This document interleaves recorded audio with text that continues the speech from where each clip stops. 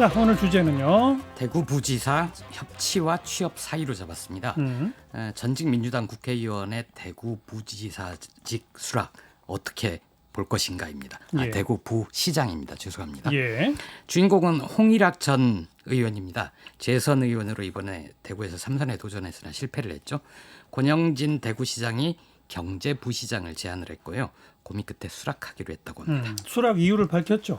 오늘 페이스북에 저를 내려놓으려고 한다. 저로 인해서 시민들이 위로받고 용기를 얻고 희망을 가질 수 있다면 그렇게 하겠다. 이렇게 얘기를 했습니다. 예. 개인의 미래를 셈할 여유가 없다. 어려우면 어렵다고 말하자. 그것이 대구의 미래가 되고 진로가 되고 가야 할 방향이 될 것이다. 이렇게 얘기했습니다. 네. 개인의 미래보다 대구를 먼저 걱정해서 부시장직을 받았다. 어느 정도 그걸 좀 감안을 하더라도 네. 권영진 시장의 이해 그리고 홍일학 전 의원의 이해가 맞아 떨어진 측면도 있습니다. 대구는 국회의원 수가 12명인데요.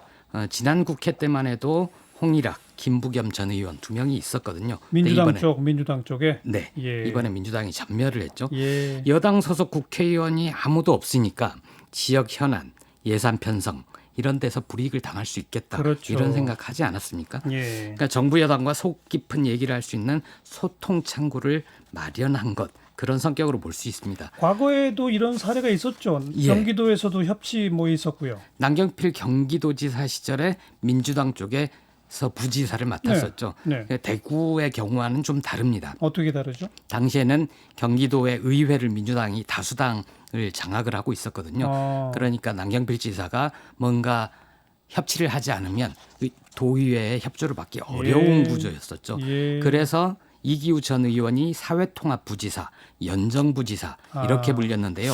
연합정치부지사라는 그리고 뜻이었습니다. 남경필 지사가 아예 민주당한테 요청을 했죠. 공식적으로. 예. 그래서 당에서 논의를 한 거죠. 그렇습니다. 그게 조금 복잡하기는 하지만 처음에 부지사직을 제안을 했을 때는 네. 민주당이 거부를 했습니다. 예. 그런데 지금 원내대표를 맡고 있는 김태년 의원, 당시에는 도당 위원장이었는데요. 예.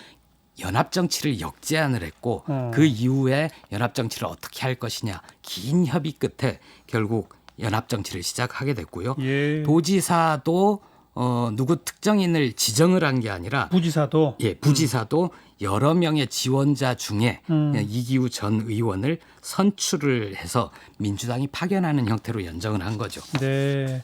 그리고 그냥 그 부지사직 한 자리만 민주당 쪽에서 차지한 게 아니라 몇 가지 또 약속을 해가지고 또 얻어낸 게 있었죠. 예산 편성, 조례 제정, 그렇죠. 인사 등의 민주당의 영향력이 많이 개입을 했습니다. 그것까지 이제 당대당 협상을 거쳐서 한 거다 이거죠. 그렇습니다. 이번 대구 경우는 그런 경기도 경우랑은 좀 다르군요. 그러니까 좀 다릅니다. 네. 상대당이 경기도는 도의회 다수였는데 대구는 25명 중에 5명밖에 안 됩니다. 네. 그리고 이렇게 정당 간의 협의를 한 게 아니라 개인에게 제안을 하고 개인이 수락하는 형태. 물론 홍일학 전 의원도 회의는 거쳤다고 합니다. 그런데 물론 당내 의견은 모았겠죠. 예. 그리고 나중에 주요 사업에 대해서 이제 야당 원내대표, 도당의 원내대표와 그 도지사가 경기도는 협의를 했는데 이번 경우에는 그런 게 아직 결정이 되지 않았습니다. 네. 그래서 지역 정치에서도 여야가 권력을 나누고 협치를 할 때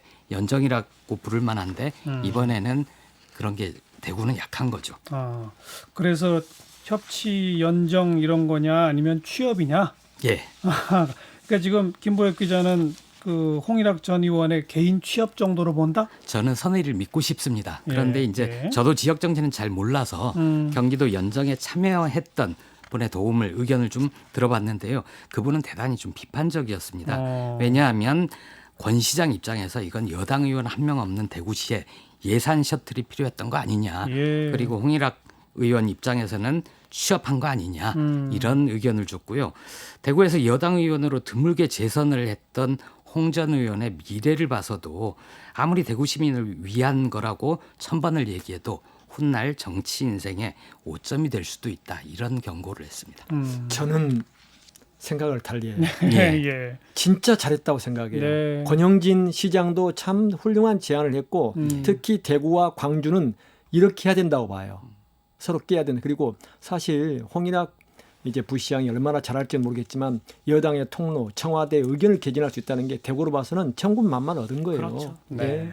그렇게 봐줘야지. 이제 김보엽 기자나 또 그 경기도 연정에 참여했던 분의 의견을 소개한 거는 당대당으로 조금 더 공식 논의하는 과정을 거쳤더라면 어땠을까 이제 이런 아쉬움일 텐데 지금 양당은 거의 극단적인 세력들이 거의 주도를 하기 때문에 국가 민족이나 대구시를 볼 때는 그런 분들 말을 들릴 필요가 없다고 봐요. 앞으로 이제 홍 부시장이 되겠네요. 예. 어떻게 하느냐에 따라 평가는 달려 있겠죠. 자, 뉴스사이더였습니다.